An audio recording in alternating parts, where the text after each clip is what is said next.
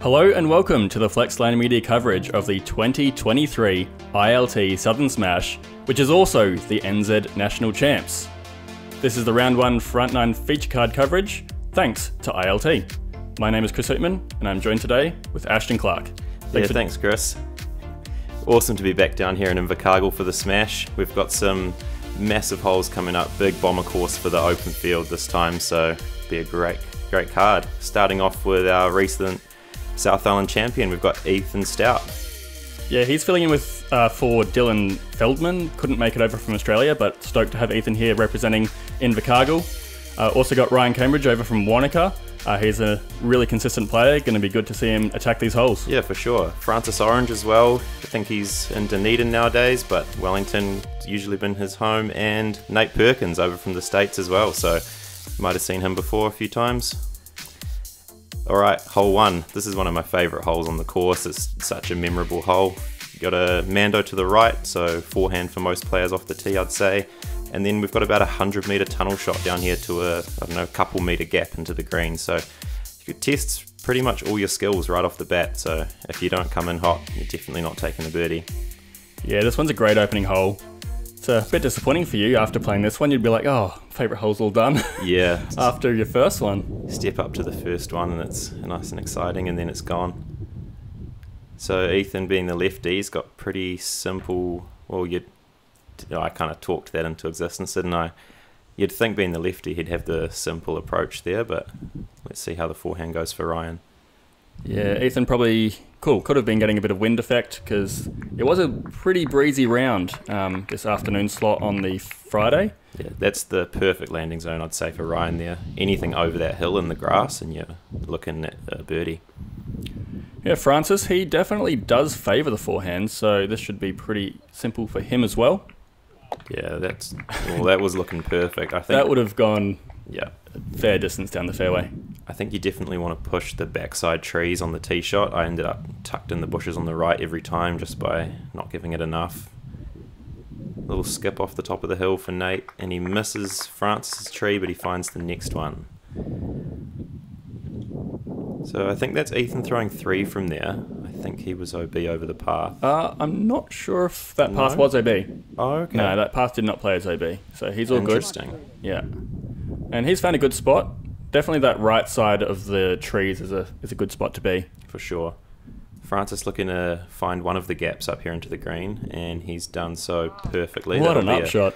Tap-in birdie to get things going. Dream start.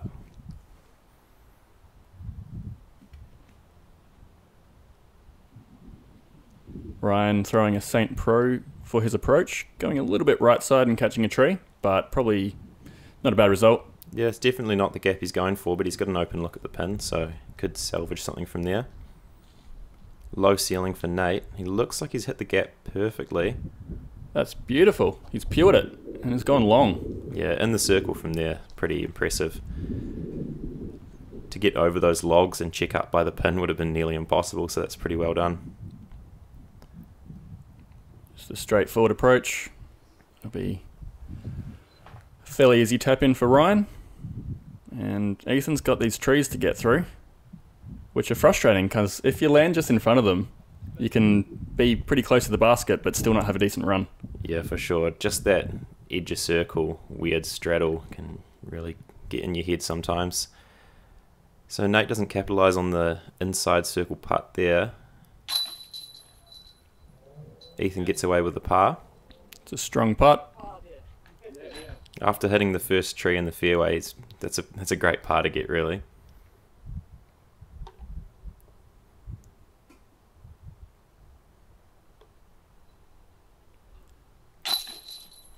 Good tidy up from Nate there. That's another par. It's cool to see some more touring pros over here on Flexline. We've obviously seen Nate on some of the overseas coverage before, but it's really cool to have him here in New Zealand. Yeah, definitely very fortunate to be able to film this round.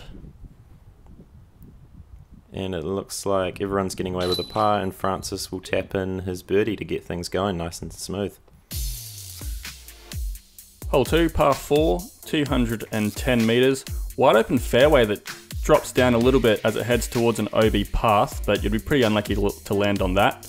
As you head over the path, there's a grove of trees, which makes it a fairly tricky approach to reach the basket, and there is also a OB green beyond the basket, but not many people would be reaching that, I wouldn't think. Yeah, so definitely a second shot hole. Like, I think most people can get themselves within striking distance, but you can't really decide what line you're taking until you get up to your disc. Like, it's just get yourself some distance and then look at your shot through the trees. Yeah, definitely. The trees on the right side can come into play if you're trying to do a flex line down to get extra distance. And there's also a roller play. I saw quite a few people trying to get that ground action. Yeah, I'm sure being the local on the course, Ethan has a gap which he prefers. So interesting to see him fading out to the right from the tee pad a little bit. Yeah, I guess a little bit about this course. This is a relatively new course at Queen's Park and in Invercargill. This layout that we're playing for the Southern Smash isn't the exact layout of the permanent course. It's modified a little bit to make it a bit more championship worthy for this Nationals A tier, but quite a few of these holes are the permanent course, so it's cool that we get to showcase it, and it's quite a fun course, I would have to say. Yeah, for sure. It's a welcome change having the concrete tee pads in there as well from last year. Definitely improves the footing a bit. Unfortunately, Ryan catching an early tree on his approach. So Ethan's swinging one out wide. I think he does have a gap. Yeah, he might have done that before. Eh? That's a great shot. So he'll be getting his round to a start on hole 2 with the birdie most likely. Can Nate follow up? Looking at a similar gap, but the forehand this time. Oh, just sneaks around that last tree. That's really well done. I think there's to a point, it's almost a little bit of luck getting through here from this far back, because you can pick your initial gap, but there's so many trees that you can't really see from your lie that you've just got to kind of hit the initial gap and hope for the best. That was pretty tidy from Francis as well, getting in circle. We stepper from Ryan. There's a good line there. Yeah, to have 4 unobstructed looks on this is a pretty good result for our feature card. Yeah, it's that edge of circle range. The percentage starts to drop off a bit. It's a good bid from Francis, but unlucky.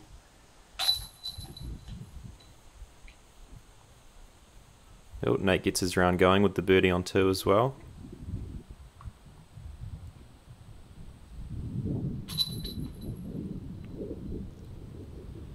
Yeah, so good to see a lot of green on the scorecard already. These first 2 holes playing 0.3 and 0.2 over par respectively, so these guys are ahead of the pack already. Yeah, this course definitely plays a lot difficult than the regular courses that you might find on the NZ Tour. For sure, yeah. So hole 3, we've got a 99 metre straight shot with a double mando really close to the basket, pretty much just inside the circle, I think. So a lot of players will be just playing to the gap and then trying to make a putt, because running the mando from this far away can be pretty dangerous. Yeah, this hole surprised me a little bit. I hadn't seen it in person before arriving at the tournament, and whilst doing the tee signs, I had a bit of an idea of the sketches they gave me, and when I got there I was like, wow, that double mando is like right up there. It is. Yeah, so Ethan with the lefty backhand, fading away from the mando, Nate following with the forehand. It's interesting to see Francis going for what I would have expected, trying to swing it in, but it's definitely a riskier play, and he's punished for it. So yeah, looks like he's crossed the restricted plane there. So I think the most common play that I've seen on this hole is hanging something out quite wide and trying to have it skip towards the gap. Looks like what Ryan's trying to do here. Once again, a little bit inside, but he does not cross the plane, so he'll be looking at a wee straddle putt there. Yeah, they've got those nice little advertising boards that can help you if you hit the ground and skip up. It's always a nice wee touch. The Disc Golf South? Disc Golf South guys, yeah, they've done a great job setting up the tournament. The course was absolutely mint. Impeccable work for those guys. I must have imagined it would have taken so much work and man-hours setting up the course, making sure it was set up perfectly. And like our last major as well, having 2 courses for the weekend really makes the speed of play a lot better, and you can notice it on the course. A couple of attempts to make birdie and I think par save, but Ryan Great birdie. Yeah, we straddle there, get himself on the board to catch up to the rest of the card. So this is Francis for his bogey, and unfortunately just on the basket. That'll be pretty unfortunate for him after his good start. Yeah, so what from the tee pad, what looks like a relatively simple hole can catch up to you pretty quickly if you don't put yourself in a good spot. And as always, putting kind of making the difference there for Francis. On to hole 4. This one's our first par 5, 240 metres. Wide open fairway that kind of funnels you to the right alongside OB on the right, a roadway. And then there's a Mando to the right, and it kind of goes quite thin against this OB hedge, and probably about 40 metres down that tunnel is the basket. So quite a uniquely shaped fairway, I would say. Oh, of course, you've really got to pick your spots on this one. What looks like quite a wide open area off the tee, I think you really have to be in a specific spot to card the birdie and potentially the eagle as well. I know there are a few over the weekend. This is flipping a little bit for Ethan, but it looks like it's got enough stability. He threw a Zeus. So he's in the middle of the fairway. It'll be interesting to see how this card attacks the Mando. I saw a few different approaches. There were some people going and intentionally hitting the hedge. It was quite dense, bouncing down and then throwing a straight shot to the basket. Some people trying to skip one around the corner and testing the Mando, or going right up high over the hedge, probably about 4 or 5 meters high with a big swinging hyzer. They're all in a similar spot, so it'd be interesting to see what they go for. Yeah, anything over that hedge just seems pretty dangerous to me. Yeah, so Nate's going for the high line here, and I think he's inside. I think it actually missed. Yeah. Inside the Mando, I mean. Yeah. Gotcha. Not inbounds. Yep, so he'll be going to the drop zone, which is just adjacent to the Mando tree. It's a big shot from there, but Francis has gone lower and he's nailed it. It's a great result. He'll have a look for the par. Oh, sorry, for the birdie. That's an eagle look, I think. Is it? Yeah. Oh, of course it is. Yeah, so it's a really touchy second shot, but if you nail it, you can get quite a close look for eagle. I think my mind was just blown because it played basically 0.26 under par, so I was just like, eagles certainly weren't happening. But I guess maybe the wind. Well, I think along with those eagles, there were a lot of doubles as well, so it might have factored into that. That's smart from Nate, playing around the outside instead of up the middle. Yeah, not messing with that hedge at all. He's pretty confident in the forehand, so if that's the line he liked. Yeah, so there's a look at the drop zone again. It's a straight 40-meter tunnel, and there's a lot of grabby branches hanging over the tunnel, so can be a little bit nervy. Ryan's got the touch though. He'll keep it on the right side and land just by the basket. No dramas there. Simple stuff. So can Francis give it a run? He's opting for the birdie. That's smart. Especially after that double, just resetting his round, taking what he can. Yeah, if he gave it some power as well, there's always the potential of sliding in under that gap under the hedge, and that would just put a real damper on the round. That puts a dampener on your round.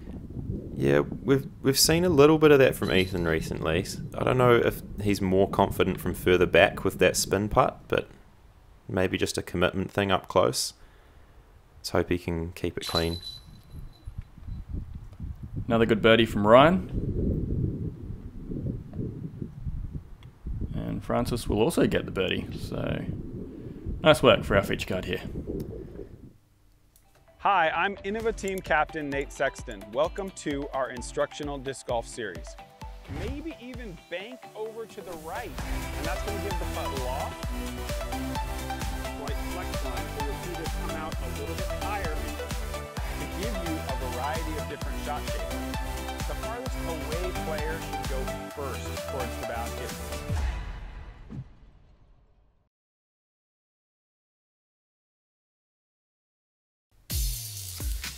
Okay, hole 5. We've got another par 3, 110 metres, and there is, you can't quite see it from here, but we've got OB all in that forest on the right. So over the weekend there was a pretty swirly wind out on the course. I think this hole predominantly had a left to right headwind, so a lot of discs turning over into that OB area.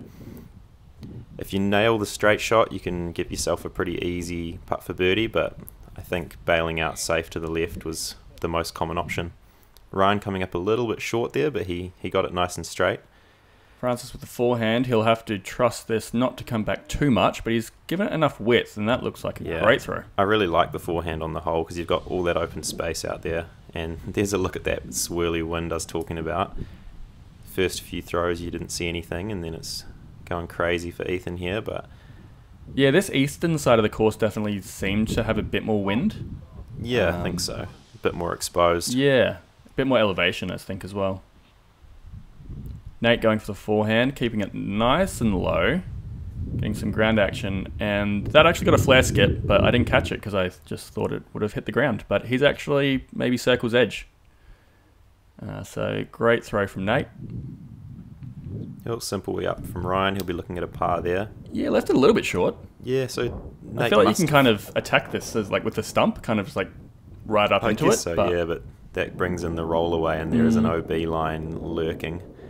The wind is actually going towards the OB as well, which is pretty scary if you get rolling. Yeah, and with a raised basket, it complicates things on the putting green. Can Francis... Ooh. And he checks up safe. That's all right. Just safe. But still, he's got a long comeback, so he's got his work cut out for him early on.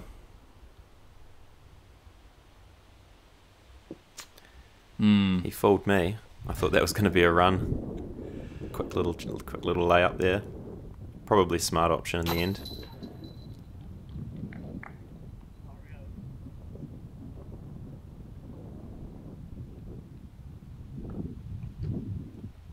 I like the addition of the raised basket on this hole as well. I think without it, it's maybe a little bit simple, and this just brings some more difficulty into it at the end, especially being in quite an exposed spot on the course.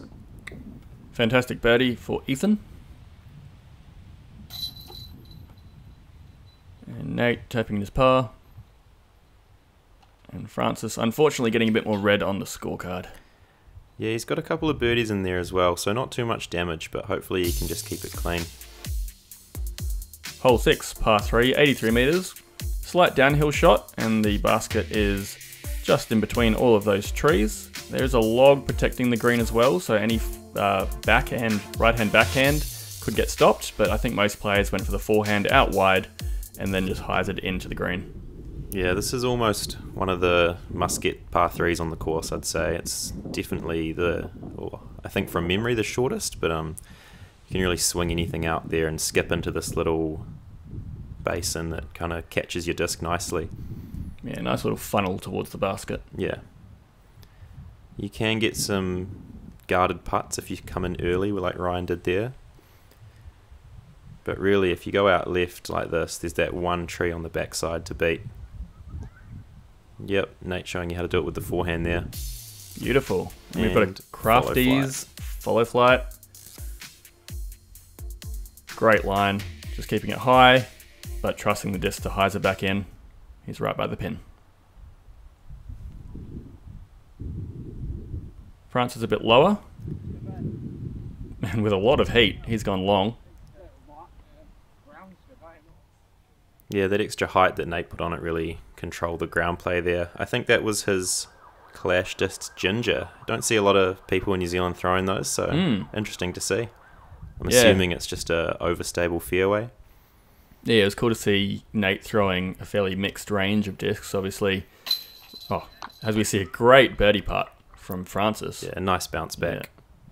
Yeah, Nate throwing quite a mixed range, obviously jumping on with RPM as well, which is great to see him supporting Kiwi-made discs.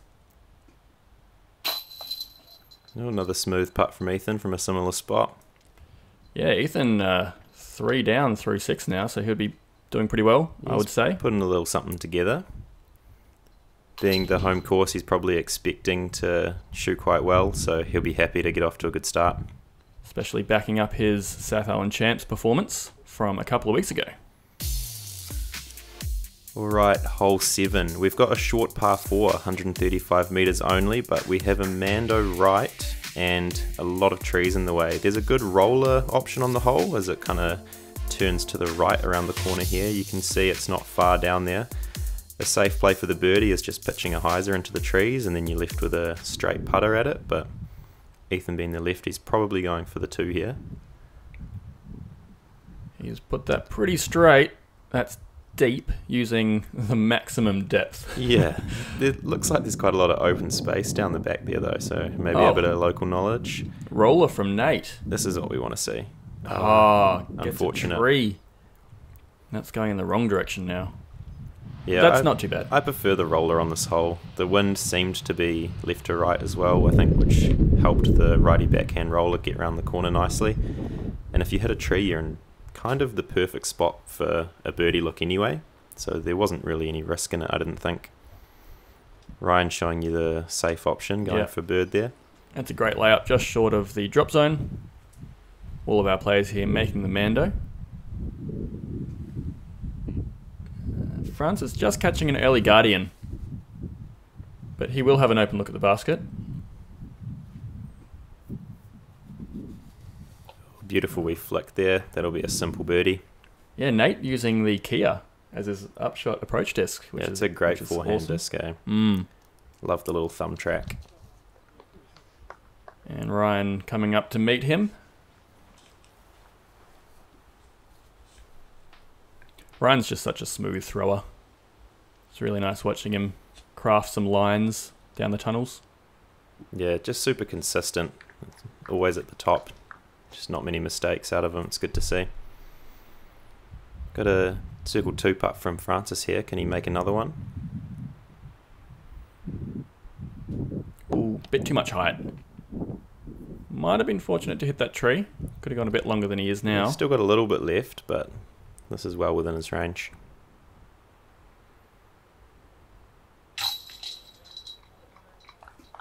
Good cleanup. Yeah, so taking par here, definitely losing a little bit to the field. This playing is the easiest on the course, I believe. We actually had a couple of eagles on the first round with Sebastian Faulkner and Jacko as well. And the reason it came in as the easiest is because it had 28 birdies. There we go.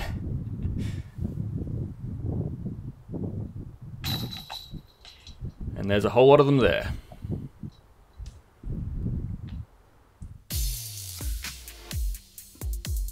Hole 8, 116 metres, and par 3. It looks pretty safe off the tee until you get up to the basket. We've got a creek running directly in line with the pin, and it is all OB. So it's about 1 metre wide, and the grass really funnels down into it. So if you get any sort of roll in the area, you're probably going in there.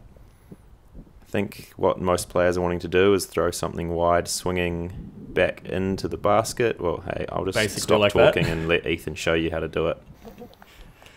Yeah, want to fade along the creek, and got another Crafties Bar and Grill replay for you.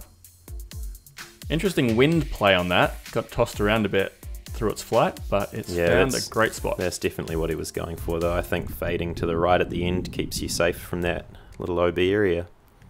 Touch straighter from Nate, but he'll also have a similar shape. Not quite as close, but putting. It's a scary putt still. Similar approach to the hole as well. So I'd assume Ryan will be looking to get some maybe... Oh, that's... I'm going to say that's pretty unlucky. There's that swirly Queen's Park wind. Bit of a laugh from the card as well. You can't do much about that. Yeah, there were some serious gusts happening out there. I was on catch cam, and there were some moments where I felt I was almost getting blown over. And obviously, being ahead of the card, you can just feel a gust coming before it hits the tee, and you know that the next throw is going to have some bad times. Yeah, I find it really hard to get a handle on the wind out at that course. It just seems like 1 second you're on the tee and you've got your beefy disc throwing into a headwind, and then as you're running up, it'll just be following you down the fairway as a massive tailwind. So, and look at this putt. Yeah, strong wind, OB both sides of the basket. Can't go short, can't go long. Practically inside circle. nearly punished for the safe play.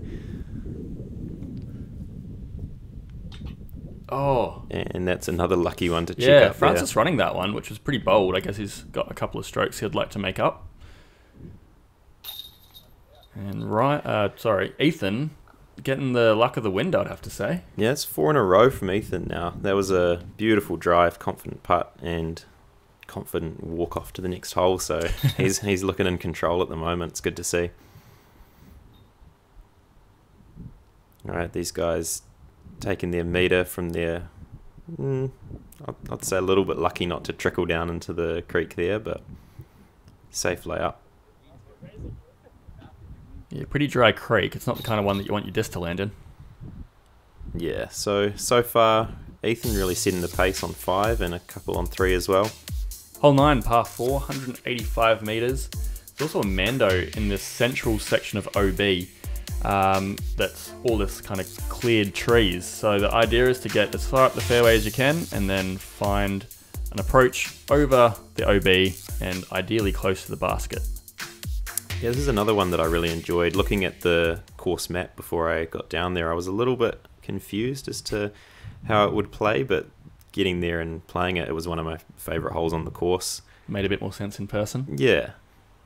Yeah, originally the course designers had some islands to hit on each side of the fairway, and apparently talking with Avery while he was here for the Garden City Open, they decided to take away the islands, so probably played a little bit more friendly, but looking at the hole averages, it played 0.12 under par, so still pretty close to par. I think those islands would have made it quite challenging.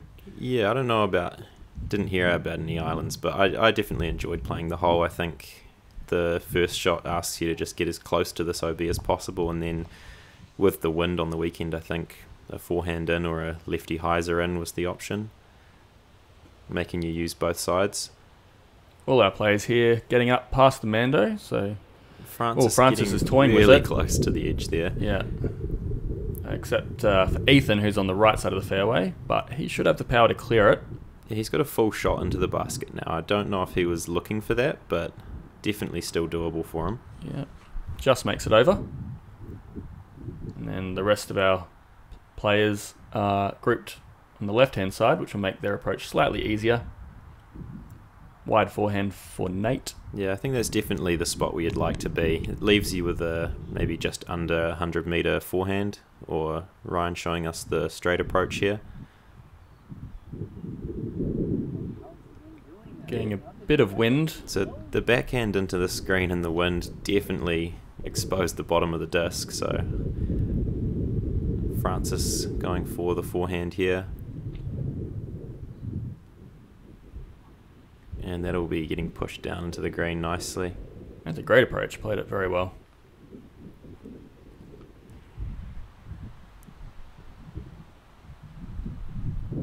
Cheeky little run from Ryan there. It's good to see. And the rest of the card looks like they've got a roughly circle wedge putt for the birdie. Oh, but it doesn't make it easy. Very exposed up here. That's a sensible play. Yeah, on the score he's sitting on, I think that's a pretty stressful one to run. If you roll away, you're going to be kicking yourself.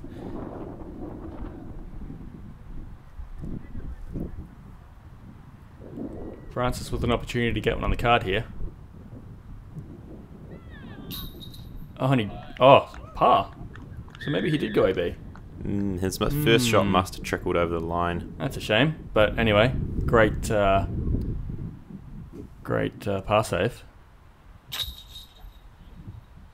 Ryan getting his par as well, so that's a clean front nine for him.